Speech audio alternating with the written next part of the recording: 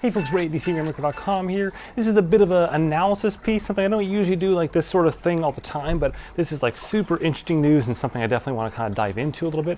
I've already posted a full in-depth piece of sorts in the description down below there, but this will just be me talking through that a little bit, kind of like a live stream except not live, and only as long as I've got here the light. The light is like dwindling fast, and this is the only place I can shoot in my Airbnb where I'm staying right now. So the big news is that Garmin has acquired Tacx. Tacx, of course, makes trainers and water bottles and tools and indoor bikes soonish, and even like a giant ass treadmill of sorts. So they've got lots of stuff they make, but indoor trainers is what they're known for. Garmin, of course, everyone knows what Garmin's made for, or what they make. What's interesting though is who this is going to impact, and then both the winners and the losers, and what Garmin is planning on doing with Tacx. And I think there's no question this is definitely the biggest sports tech news in years for indoor training and just sports tech in general. I think I can't think of any bigger announcement out there. So a couple things, three things out of the way. First off, I asked Garmin about after the announcement. Number one is the Tacx branding. Will that stay? Will it still be called a Tacx Flux trainer, or just a Tacx trainer at all for that matter? And they said that yes, their exact quote is, "Tacx is a highly respected name in the indoor trainer industry, and we intend to keep this brand for the foreseeable future." And that makes plenty of sense. As good as the Garmin brand name may be, obviously we all have our like nits with that here and there, but by and large, Garmin is a well-known established company. But Tacx is also very well known in the indoor trainer space, the water bottle space, and it makes sense to keep that branding. No reason really necessarily to confuse that right now. The second piece I asked is what Garmin plans to do with manufacturing. Tacx manufactures all of their trainers just out of Amsterdam in the Netherlands, versus Wahoo makes most of theirs in China and Thailand, Cyclops in the US, Elite in Italy, and so on. So whether or not Garmin plan to keep on manufacturing in the Netherlands, or they plan to go ahead and move that to their Taiwan manufacturing facility. And right now they said they're going to go ahead and keep on manufacturing in Amsterdam. They know that Tacx's manufacturing facility is quite advanced. I would probably say it's the most advanced in the entire indoor training industry. It's almost entirely robotic. It's like what you'd see like a car factory stuff. It's super advanced compared to everyone else. So it makes sense for them to keep that. And I've also got to believe that down the road that gives Garmin a really interesting advantage if they want to go ahead and leverage that factory. Keep in mind that Tacx is actually building a second facility right now. I think it opens up sometime later on this year, 2019, sometime in this near-ish future. Maybe it's early next year. Either way, it's a giant facility they're building out. So that could be really interesting to Garmin to leverage that new facility for things beyond just trainers. For example, they could maybe make things like head units there or something else. Inversely, we could see maybe some lower-end trainers move to Taiwan, where Garmin owns their own facility, and that is super unique in the electronics industry. Even Apple does not own their own facilities. They have contractors like Foxconn and others. Garmin actually owns their entire own facility in Taiwan, which gives them a massive advantage compared to competitors. So who are the losers here though? Who are the people that are going to hurt the most? Number one, Wahoo. Without a question, this is like giving the middle finger to Wahoo from Garmin's perspective. And there's a lot of reasons for that. I think, Garmin has always seen Wahoo as this startup that could potentially take Garmin's bread down the road, and we're seeing that with the head units, for example, today, things like that, where the Bolt is kind of coming into their own. Now, in the grand scheme of numbers, the Bolt isn't selling even like double digits of what Garmin is selling from a percentage standpoint. It's barely even single digits, so it's not really a huge deal right now, but Garmin can see the success of Wahoo. They can see people like the Wahoo brand, and of course Wahoo makes trainers, and arguably probably one of the biggest, if not the biggest trainer brands out there aside from Tacx, or maybe they're equal, or who knows who's bigger, but either way they're both massive. So this is definitely going to hurt Garmin or hurt Wahoo the most, because they're the ones that are going to have to compete with this, as Garmin will likely turn those screws a little bit tighter on Wahoo, as they've done even just in the last year or so. Number two, Zwift actually I think is one that's probably, if not equal to Wahoo, then maybe in some cases more down the road. If I talk to people in the indoor or into sports tech in general, a lot of people are very concerned with Zwift. From a consumer standpoint, I love Zwift. I think it's great and it's awesome. It's a great platform.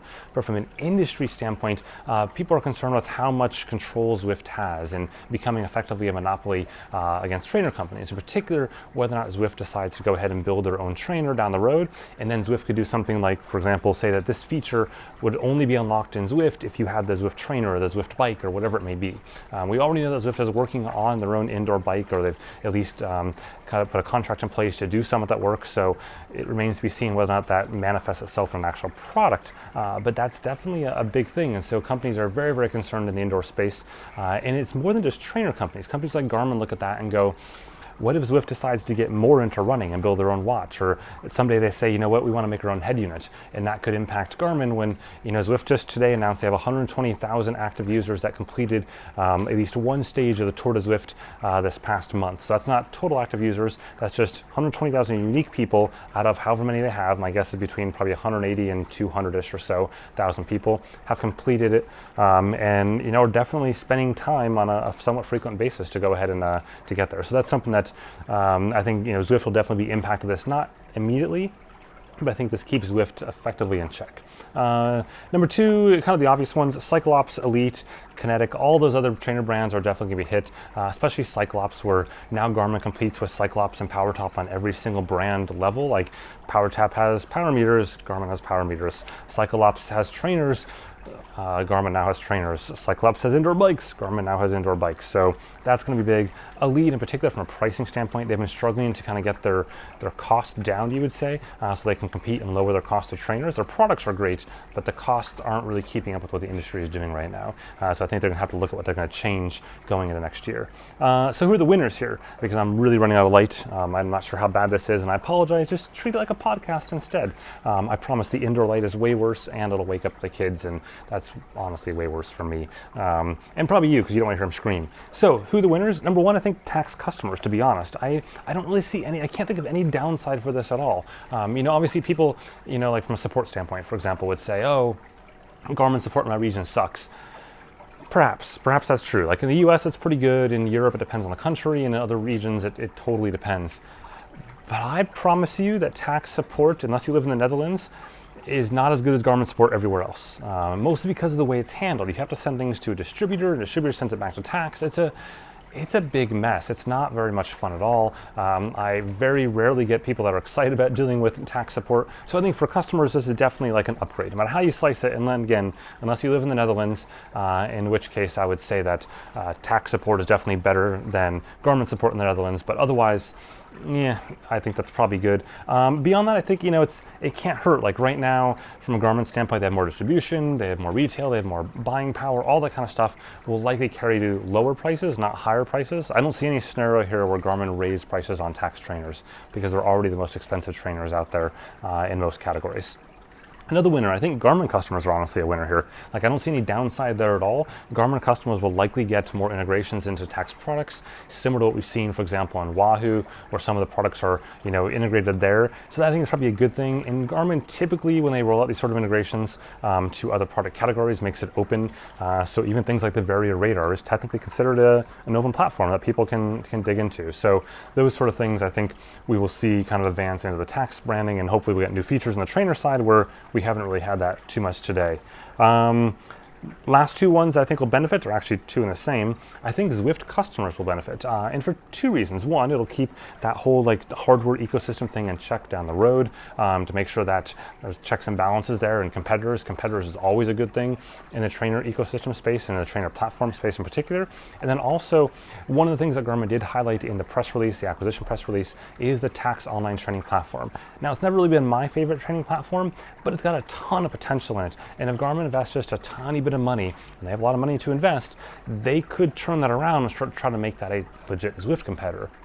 And that would in turn go ahead and drive Zwift to add more features and probably keep prices the same or lower. I mean, competition is great, and so anything that can increase that competition is probably a good thing. So I think that's the roundup of my thoughts now that I'm completely out of light here. Definitely drop your thoughts in the comments down below. I'm interested to hear what you think about this, the good, the bad, etc. I think on the whole, it's probably good for consumers, and it's probably bad for some parts of industry, but good for other parts of industry. Like any major merger and acquisition in the tech world, there are going to be winners and losers. I'm struggling to see any losers here from a consumer standpoint purely. I think from the consumers, it's mostly winners, and I think from the industry, it's honestly just a blend. Either way, it is definitely the biggest news we've seen in years in the indoor training space, and I think it'll definitely be the biggest news of 2019. If you found this interesting, mark that like button bottom there or the subscribe button. I appreciate it. Have a good one.